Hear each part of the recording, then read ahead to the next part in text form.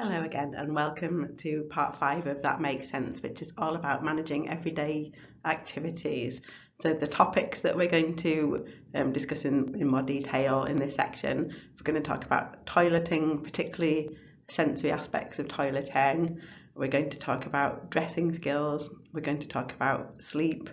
We're going to talk about eating, meal times, managing food, and then we're going to have strategies to consider for all of these different topic areas as well.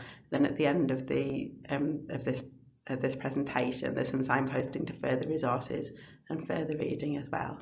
So if we think about why people who've got sensory issues might have difficulty with toileting, going to the toilet, if you're an over-responsive person, the toilet environment has got a lot of sensory triggers because there's issues with the sound of the flush, which can sound really loud for some children. It doesn't always smell too nice. Sometimes just the look of the toilet can be really difficult for children who over-respond to visual to cope with. Sometimes the feel of the toilet seat, the feel of having to take the nappy or pants off and sit directly on the toilet seat, all of these can be issues. We'll just put there as well that actually public and school toilets quite often are even worse. It's a less controlled environment, and there's more potential for not knowing what's going to be happening, what we call sensory surprises in that environment as well. Something that can be a big problem for a lot of children is if children don't feel very secure and grounded, maybe they haven't got a great body awareness, maybe they're a bit over responsive to movement. If their feet don't touch the floor, they can feel very, very wobbly on the unstable when they're sitting on a toilet. So if their legs are dangling and they've not got anything to hold on to, there's a big hole in the toilet. There's a lot of balance demands, and if you can't feel where you are, this can cause a real big panic for a lot of children who might cling and sort of look really scared as soon as they get put on the toilet. And the other thing that's going to be a problem as well is things like constipation. So if people have had a painful experience going to the toilet because they've got constipated or they've held onto it for a while and then it's been really, really painful, this is something again that could be a trigger for not wanting to go again next time. So for children who under-respond, one of the big issues is that problem with interoception and just not getting the message and not feeling that they need to go to the toilet. So they might not feel that they need to empty their bladder, they need to open their bowels until it's a really, really strong sensation. And some children as well, if they're not quite at the stage of being toilet trained, they might not always feel if they've had an accident, if their clothes are wet or soiled, and so they're not getting this messages to reinforce the behaviour and for them to learn what they need to do. As well, there's some debate as to whether some children who under-respond may actually like the feeling of having a full bowel, because this gives a sensation of deep pressure, and whether this is something that might be happening as well if children are tending to withhold and not going to the toilet.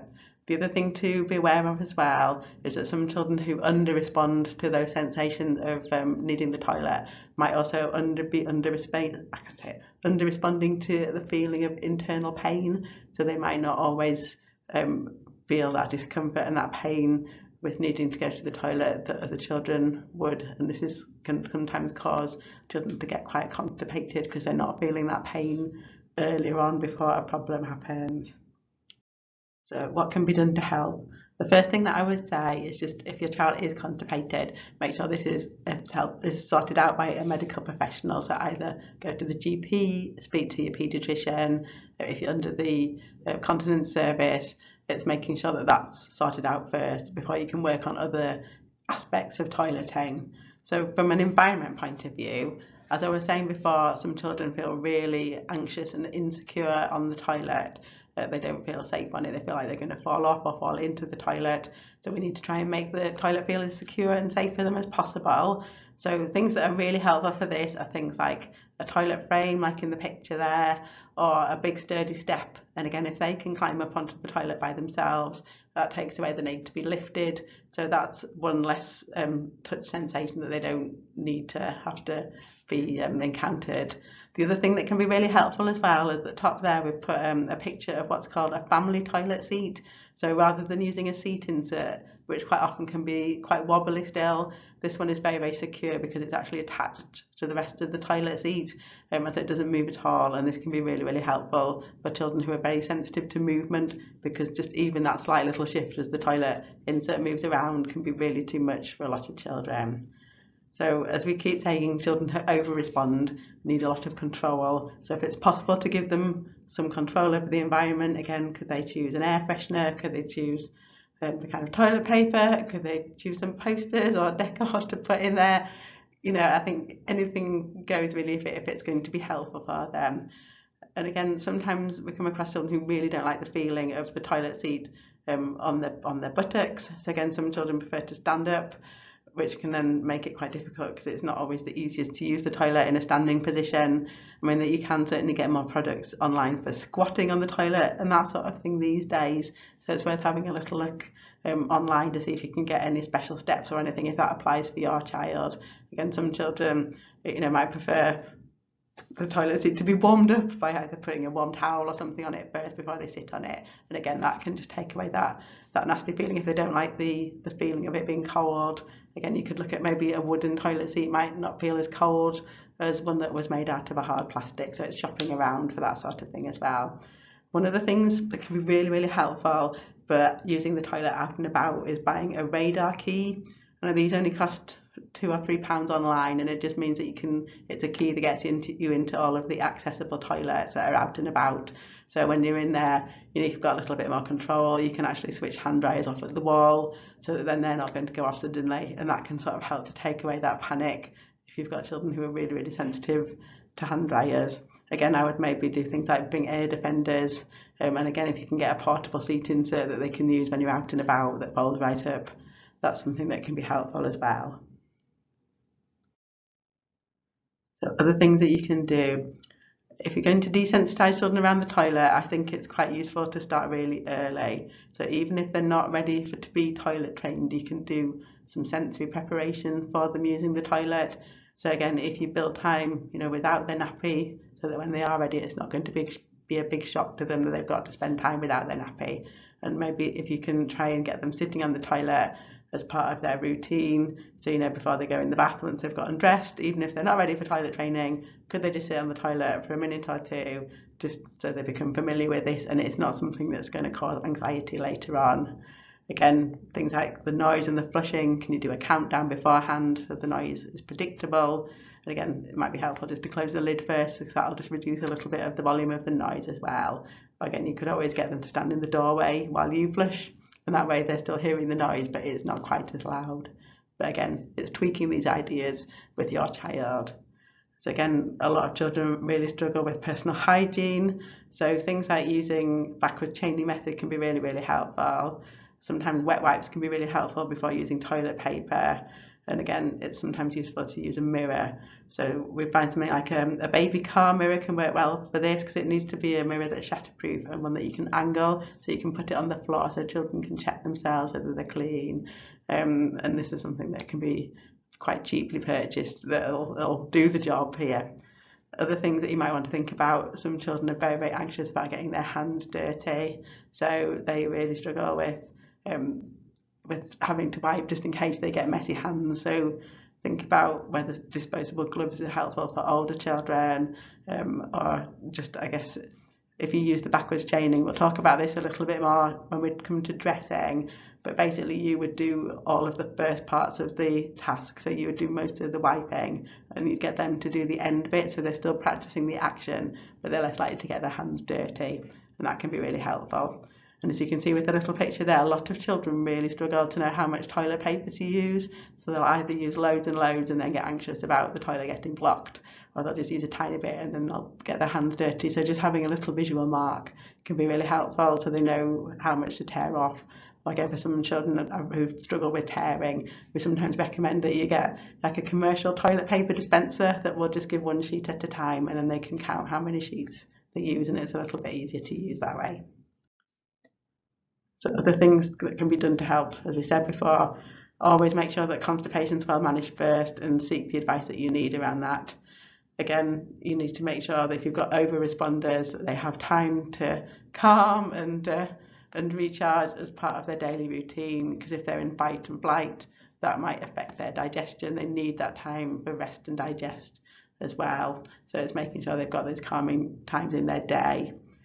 As with a lot of things, heavy muscle work, proprioception activities are really good. They can help increase both body awareness, which is really useful for the actual skill of cleaning and wiping, but also it can help increase our ability to pick up on those internal signals as well about needing the toilet. So things like mindfulness activities and just regularly doing things like a body scan can just help your child to tune into how they feel inside. And again, that can help with then noticing things changing inside. So when you do need the toilet, if you're more attuned to knowing how you usually feel, then it's easier to tell when something's a bit different and you need to do something about it. The other thing that you can do as well is just feed back to your child. If you can see their body language has changed and you can tell that's what usually happens before they go to the toilet, if your child understands, you can verbalise that back to them and say, oh, I can see you're wriggling about, I think that means you need the toilet, and try and prompt them to go that way before it's too late. So I want to talk a little bit about dressing. This is a really complicated skill, and there are a lot of skills that have got a sensory element that are needed to carry this out successfully. So if we just think about all of the things that we need in order to get dressed, we need a really good sense of body awareness.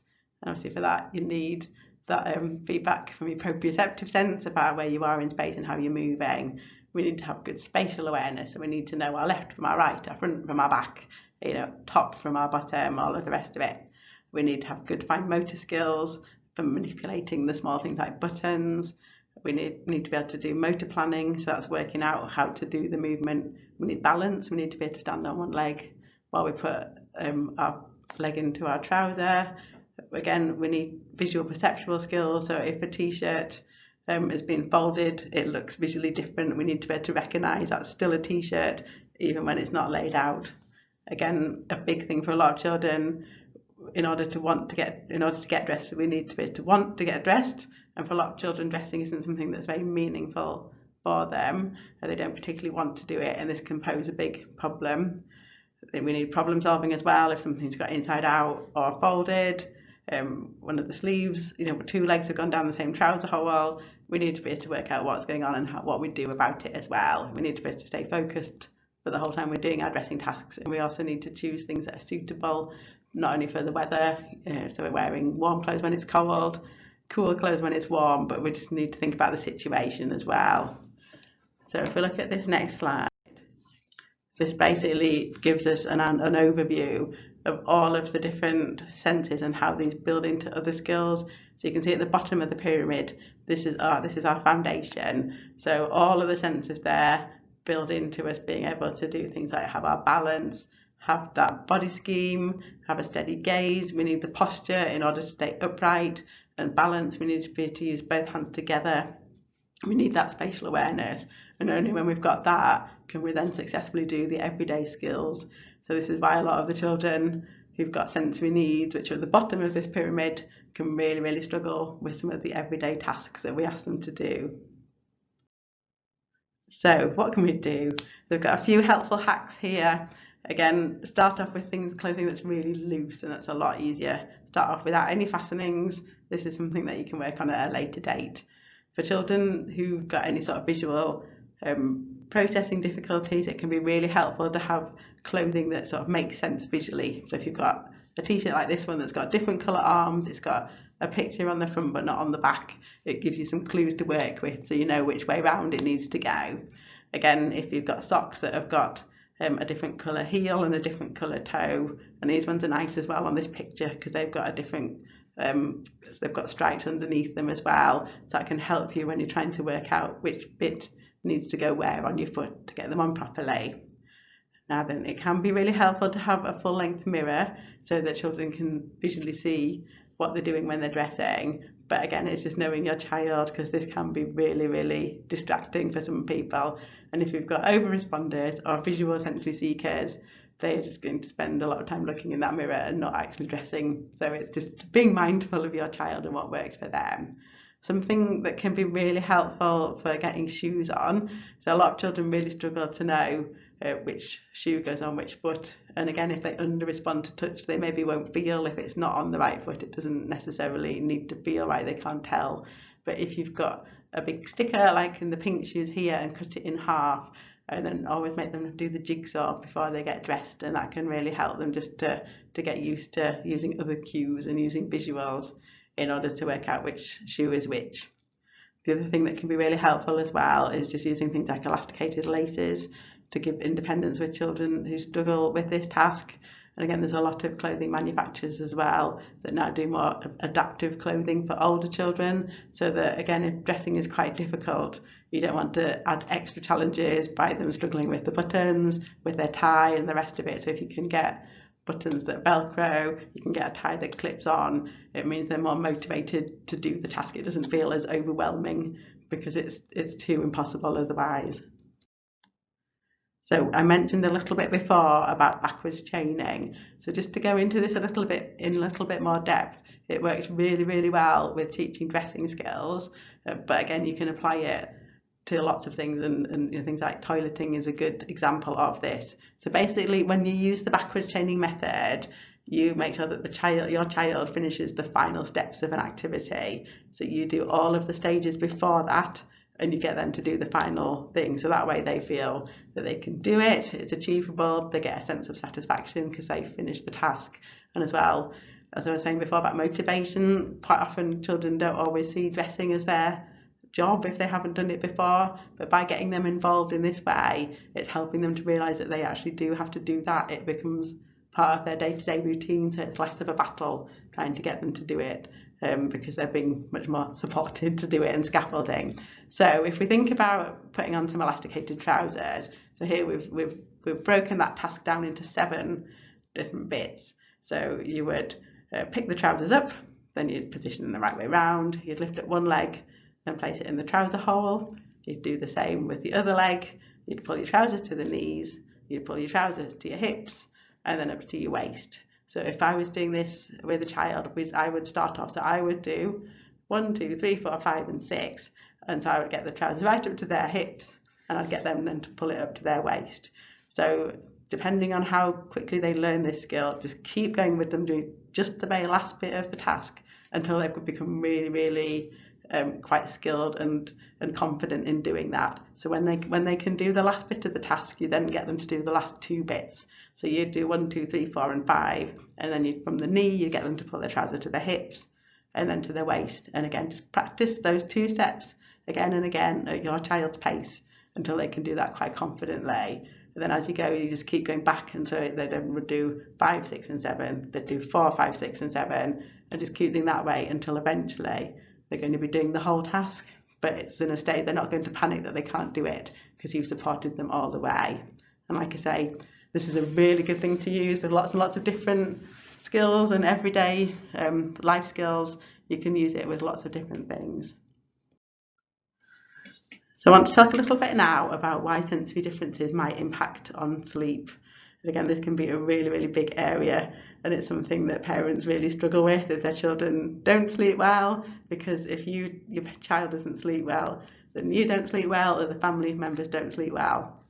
And it has a really big knock-on effect for everybody. So one of the reasons that sensory needs can make sleep really difficult, so if you've got a child who's over-responsive, if they're spending a long time in that sort of high anxiety fight or flight mode, it can take a really, really long time for them to calm back down to that rest and digest state. So if they've got a lot of adrenaline in their body, it can take ever such a long time for them to calm back down, and it's not easy to sleep if you're feeling overly anxious or you've got overly stressed. So you need to be calm before you can settle down. And again, a lot of children who've got very high energy levels really struggle to lie down and just rest their body ready to sleep. They can be very active at bedtime. They can be, you're trying to get them in bed, but they're running around, they're jumping, they're doing all sorts of things, they're doing anything but lying and relaxing, and that can be really, really hard. And again, if you've got really hypersensitive children, they can be quite sensitive to any sorts of sensory triggers in their environment, and we'll talk about that a little bit more in the following slides, the sorts of things that might be a trigger and what you can do about it. So on the flip side, for children who are more under responsive to sensation, It can be quite difficult if you don't process proprioceptive, that body awareness information very easily. You know, how we were saying before, it can help you feel grounded, it helps you feel comfortable in your body. So if you've not got that feeling of being grounded and being comfortable in your body, it's then much harder for your body to relax in bed, and to be able to get comfortable so that you can drift off. And as well, the other issue that children who under-respond might have, if they struggle with not being able to pick up on signs about needing the toilet, that interoception, they might have issues with nighttime continence, and that's something that can sometimes really affect a good night's sleep. So if we think a little bit about the bedroom environment and things that might be an issue and what can be done about it. So light is often a big problem. So again, this could be from outside or it could be from inside the house. So things like consider using blackout blinds. And again, I know a lot of parents will use both blackout blinds and blackout curtains as well, and that reduces any sort of light seepage from around the edge of the blind, which you can get as well. Some children, if they can cope with this, might like something like an eye mask, and then that gives a bit of a sense of deep pressure as well. Again, it's thinking about if you've got one bedroom that's near the front of the house and tends to get more street light, if it's near a light or something outside, think about whether changing bedrooms with somebody else would be helpful. And again, if it's light inside the house, you might want to have a night light inside the room rather than a hallway light. And again, it's thinking other way around. Some children really can't cope with any light, others don't like it to be too dark. So if you do need a night light, it's much better to have a red shade, because this is one of the ones that doesn't interrupt with the production of melatonin in the body. Blue light is the worst ones to have, and red light is the best one. It's less disruptive for that process. And again, talking about blue light, this is the big issue with using any kind of a backlit screen. All of these produce a blue light, and so then they stop that melatonin being produced, which is what we need in order to fall asleep. So the recommendation is that screens should be removed from the bedroom, and for at least 60 minutes before bedtime, try not to use a screen as well. And if your child's I know it's really hard, a lot of parents have become, well, a lot of children even have become very reliant on using iPads or watching TV, DVDs, etc. to sleep before bed. But again, it's trying to swap this. So could you change it for listening to an audio book or listening to some calming music, a relaxation CD, or can you get something like an MP3 player and some soft headphones so that they could listen to something in bed and fall asleep listening rather than watching. So again, it's the things to explore with your child, really. Again, it's just being aware, even things like bedrooms, sometimes you want to keep it quite neutral. If children are scared of shadows, just things like even a poster might cast a funny shadow on the wall. Having a towel hanging on the back of the door might look scary for some children. And if you're wanting to think about decor that's really calming, things like light blue and green shades are supposed to be the ones that are the most calming if you want to try and make that a nice peaceful bedroom environment. And again, the other thing that can be helpful as well is just trying to declutter a little bit in the bedroom. I don't know, this is, it's not always easy. Sometimes it's useful just to signal that it's now sleep time and not play time by just removing those toys from view. If you haven't got space, you can always just throw a sheet over things. So again, symbolically, there's that visual that playtime's finished and it's bedtime. So other things that can be a big issue as well are noise. So children who are really sensitive to noise can hear things that other people can't hear at all. So I've known children who've been woken up by a neighbour arriving back from an evening shift, or they can hear things like the boiler coming on. Little everyday sounds that we wouldn't notice can totally disrupt sensitive children's sleep. So again, we've got other things, might be pets making a noise if they want to go outside, heaters, all that sort of thing. So again, it's would they need to move rooms? Is it possible to keep pets as far away as possible at night time? Again, turning the TV down at certain times in the evening. Something that can be really helpful is using something called white noise, which is just kind of, I'm trying to think of a word to describe it. It's kind of just like a bit like, it sounds like a bit like a detuned radio, so that kind of a sort of humming, buzzing sound. But it can be quite calming and it can mask other sounds in the environment. So again, you can get apps or get CDs, or again you could just use a radio and just tune it off a station and use these. But just as a word of warning, if you're going to use any of these things, you need to keep the environment consistent for the whole night, because if your child falls asleep and there's a certain sound playing, when they're in a lighter sleep throughout the night, if that same sound isn't on, that's when they can wake up and be fully awake, because something's a little bit different. So if you use a light, keep it on all night. If you use some sort of a noise or a CD or whatever, keep that on all night as well, and it's less likely then that they'll wake up in the night as well. So again, think about things like temperature, not too hot, not too cold, not too drafty. So again, try and control it as you can by opening and closing windows, either using a fan or using a heater, or changing bedding if it's too hot. Again, just be aware as the season changes, you'll need to maybe put a higher tog or lower tog duvet on, or change the kind of sheeting that you're using, and just being aware of that sort of thing, because for some children temperature is a massive issue. And again, talking about bedding, it's just being aware of whether it's comfortable for your child as well. Some children really sensitive to it feeling scratchy. Some children might prefer quite soft bedding, or quite loose bedding. Others like it to be really tight. And again, if you can get them involved, that can be really helpful. And as it says on here, some children like to be in a sleeping bag, they feel really secure and something like that. But another child who likes to feel free would absolutely hate that. So it's trying things, because sometimes these are quite an individual solution. And again, thinking as well about whereabouts the bed is in the bedroom, because some children might prefer their bed to be against the wall, they might feel a little bit more secure. So again, if you've got people sharing a bedroom, you might want to put a screen or something between beds, so that you can make a visual barrier between the two of them, and again maybe make them feel a little bit more secure. Or if you've got children in bunk beds, is it possible to put curtains or blinds around the lower one, so that, again, that just gives that little bit of a sense of control. Or again, you can get like lots of tents now that go over, like a canopy tent that goes over your bed, and again that might just make you feel like you've got your little bit of space that you can control a little bit better. I think it's really useful to say a little bit about weighted blankets at this point, because this is something that we get asked a lot about by parents when their children aren't sleeping very well. So some general do's and don'ts about weighted blankets. So a weighted blanket needs to be around 5% of your child's body weight. And you can see I've just got we've got a copy of the guide here that's from the Sensory Direct website that helps you to work out the weight of blanket that you would need considering your child's current weight. The big thing with a weighted blanket is only to wear it for really short bursts of time. So we would recommend that it gets used for about 20 minutes, and it should never be used for more than 30 minutes at a time.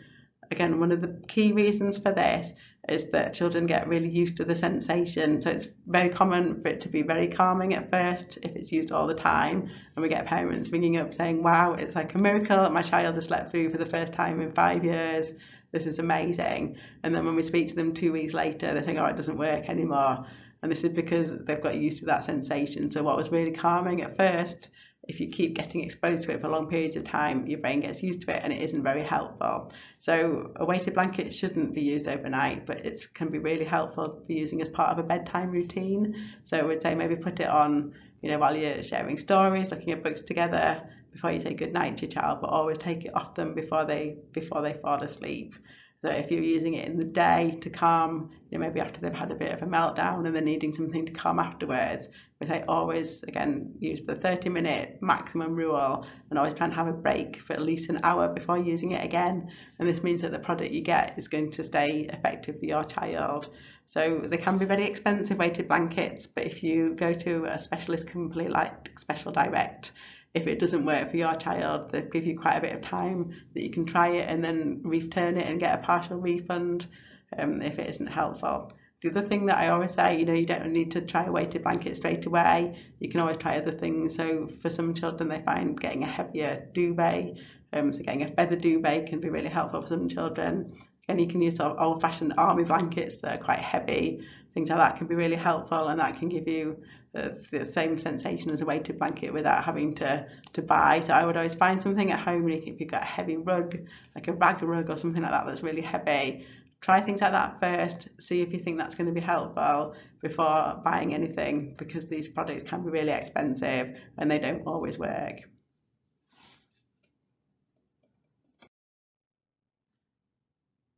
So moving on now to talking a little bit about managing meal times, because again, this can be an area that's really difficult for a lot of sensory children. So it's really quite common for children who over respond to be quite picky eaters, and some children only have very few foods that feel safe for them that they can accept. So there's lots of different issues with meal times and food, but some of the more common ones are things like food has to look exactly the same each time. So even if it's just cut a little bit differently, or if the company has helpfully changed their packaging, this can be enough to really upset children who are really particular about food. It's quite common for children to prefer food that doesn't taste very strong and food that hasn't got a very strong colour either. So it's quite common to eat only beige food or variations on beige. Again, texture is quite a big deal as well, but again, children can be really varied in this. So some children prefer very dry foods that are quite crunchy. Other children prefer foods that are really, really soft and don't take any chewing or biting. But what tends to be a common factor is that most children like things that are the same texture all the way through, and anything that's a mixed texture, so say even just having cereal that's got milk on it, because that's a mixed texture, that quite often is really difficult for a lot of children to handle, and so they'd much rather have their milk separately from their cereal. And again, cereal can change the texture as well, because it can make things go softer and soggier, and things changing can be a problem. So again, this is why a lot of children don't like foods to touch, particularly if it's something like beans that's got a sauce against something else like a nugget or a hash brown, because it's going to affect and change the texture of that and make it go softer. So a lot of the other issue as well can be things like the taste of food. Some children only can cope with things that taste very, very mild and very bland. Other children who under respond to that taste sensation quite often like really, really strong tasting foods, and they don't like things that taste bland like rice or bread or something like that. They only like really strong tasting food. And something that can be a real problem is if children really can't cope with the smell of food, because obviously this makes the whole kitchen smell, and again, smells of food cooking in school can be a real trigger for a lot of children. Something again that's worth mentioning as well is that sometimes children who've got that reduced body awareness, because obviously you need to be able to feel the muscles inside your mouth, moving the food around. So if you're chewing, you need to be able to feel where the food is. You need to be able to move it around your mouth successfully so that you can coordinate that suck and swallow. Children who struggle with that are going to find it quite difficult to chew food and to swallow food. So they again might prefer really soft food that they can just gulp down, so that they don't have to then try and chew it, because that's something that's really challenging for them. With other issues as well with meal times, children who are very active might really struggle to be able to stay seated for meal times. They might prefer to be grazing on the go. And again, if you've got a child who doesn't really get that signal about feeling hungry or thirsty, they're not going to really see why they need to stop doing what they're doing and playing in order to come and eat, and they're not going to have that inner drive to eat that other children do have. So what can be helpful? And again, I think it's really important, as we keep saying about avoiding sensory surprises, keeping things the same so it's familiar and people know what to expect. So it can be really helpful just to try and keep the routine really similar each meal time, so people know what's happening and there's nothing coming that they're not aware of. So I think a key thing as well is, as a parent, it's really, really stressful if you've got a child who doesn't eat a lot or really struggles at meal time. It can make meal times feel quite challenging, and I think for your own stress levels it can make you feel really anxious at meal times, and sometimes this is something then that children pick up on as well. So I think sometimes it's really helpful just as a parent to step back and find ways of relaxing before the meal time, so that you know that you're not going to then, that stress isn't going to accidentally rub off on your child and then make them feel even more anxious in a situation that's difficult for them. Another thing that can, I think, really help with parent stress is if you are really worried that your child isn't having a lot of food intake, that they're underweight. this is something that's really worrying for a parent, because this is one of the key things that we need to do, isn't it, is to make sure that our children have got sufficient food. So going actually to see the dietitian and getting some supplements, maybe some supplements that are increased vitamin intake or increase the amount of calories they're getting. So at least if you know that they're getting everything that they need to get from a supplement, it then takes the pressure off a little bit when you're trying to get them to try other sorts of food as well. And again, it's just being aware of other sensory things in the environment. So anything you can control in the environment, trying to switch off things like TV, radio, loud music. Again, like try and discourage anybody from visiting the house, put pets out of the room. And again, if you're giving really simple instructions, use just keywords, keep it simple to try and help them focusing on what they're doing. So other things that can be really helpful, if some children just sitting at the table isn't enough, they might need a little fidget item or just a quiet toy that's going to keep them at the table. But if they're already staying at the table, try not to introduce anything new, because this is just going to add an extra distraction for them. And again, it's trying to choose something that isn't going to stop them from eating too much, but will just help to keep them calm. As we were saying before, for children who really struggle to stay seated, it's one of the reasons for this sometimes can be if they haven't got that body awareness, and again, they don't feel secure in their seat, they're not going to want to stay in it, a bit like from what we were saying about with the toilet. So either using a footstool so their feet are supported, or a chair a little bit like the style of one in this picture, so like a trip-trap style chair where the seat and the footrest adjust so they completely fit your child as they grow. Something like that can be really, really helpful, because your child will feel fully supported, and we do find that sometimes it helps children to sit just that little bit longer. They're not getting that urge to move, so that they can feel where their body is in space. The other thing that can be helpful as well, you can get lots of different kinds of plates, again, to sort of encourage people to find meal times more interesting. There's lots of things available that stop food from touching, so things like this one that's on the picture has got different sections so that the food is less likely to accidentally touch. This one as well is something called a stay warm plate. So some children can be really particular about the temperature of their food. They don't want it to be too hot or too cold. And this one fills with water. So you can fill it with hot water before the meal, and it just helps to keep things stay at the same temperature so that children don't then go off their food when the food starts to cool down. So if you have a look as well, there's lots of different things available on websites such as Fledglings. They've got lots of different types of cutlery. Again, you can get some really fun cutlery these days that's based on diggers and fairy gardens and things like this, and you can get ones where it encourages you to make little face shapes with foods. You can get some that are like little games that you can play where there's little sections, and then a finished one that's got a treat at the end of the meal. So it's worth having a little shop around if this is something that you think would be helpful for your child. But again, it's trying not to overwhelm them with too much stuff, but see what's helpful. Okay, so that's the end of the presentation today. Thank you very much for listening. I hope this has been useful and it's been interesting. A lot of the information that we've talked about today, a lot of the resources are listed on this screen. So things like Sensory Direct is the place that's useful to get things like weighted blankets, and if you're interested in getting a special gym ball or a peanut ball, that's somewhere where you can get those. And again, they do them in a range of sizes to get the size that's right for your child. There's an organisation called Cerebra, and I think they used to loan weighted blankets. It's worth looking into whether they still do that. And they have a sensory library as well, so you can loan a sensory toy for so long free of charge and then send it back again. Fledglings is really good for things like, they've got lots of things. They've got chew products, and they have got things around feeding, things around toileting, and things around dressing as well. And Eric is the incontinence charity, so that can be really useful for getting things like a watch to remind you to go to the toilet and that sort of thing. Again, a lot of things like toilet steps and that sort of thing, and different cutlery and different sorts of plates are available on the Complete Care Shop website. And if you're looking for things like visual supports, you can download quite a lot of these on either the do2learn.com or on the ASA Bright Ideas sell lots of visual schedules that are really cheap to buy.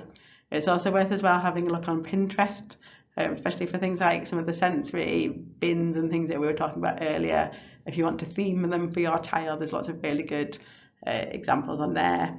And also the SI network is the Sensory Integration Network, and they have a parent Facebook page that it's possible to sign up for, and they quite often have lots of updates, ideas to try, the latest research around sensory, that sort of thing, and that can be a really useful resource as well.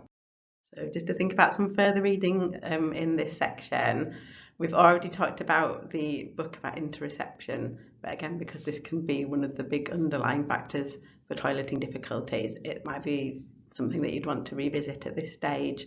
Another book that's really good, particularly for, I'd say this is probably it's more directed for older children and pre-teenagers and teenagers, and it is for children who've got autism, but again, because it talks a lot about sensory needs and it goes through lots and lots of everyday top tips. So it talks about toileting, it talks about meal times, it talks about sort of independent skills as well, and that's a really good resource. So it might be something that you'd like to have a look at. And again, this slide has got various local resources that have offer amenities and clubs that give lots of sensory feedback, things that are really useful. So, example, sort of the Gravity Trampoline Park has got some SEN sessions that it runs when it's a little bit quieter, and I believe they've got like a little bit of a breakout area with a sensory tent and some sensory resources that people can use if it's getting too much. The Riding for the Disabled Association, again, can be really good calming, organising input for a lot of children, the horse riding. There's a really good climbing wall at the Summit Outdoor Centre in Selby, and again they have some SEN sessions where it's a bit quieter and there's a higher ratio of staff, so that's worth checking out as well. We've got Run Riot at the Addie in Nottingley. Again, they do, I think it's on a Thursday, that they do a day for an evening session for children who've got additional needs as well. Again, lots of things going on at the Hut in Airedale, and that's worth checking out on their webpage. And again, things like Sensory Stay and Play is really useful in Castleford. Again, things like the Junior Park Run are really good for sensory organising input. So really useful to have a look at the local offer website. So that's the website address for it down there, and there's lots of other ideas on there. And that's it from me. So thank you very much for listening. Cheers now. Bye.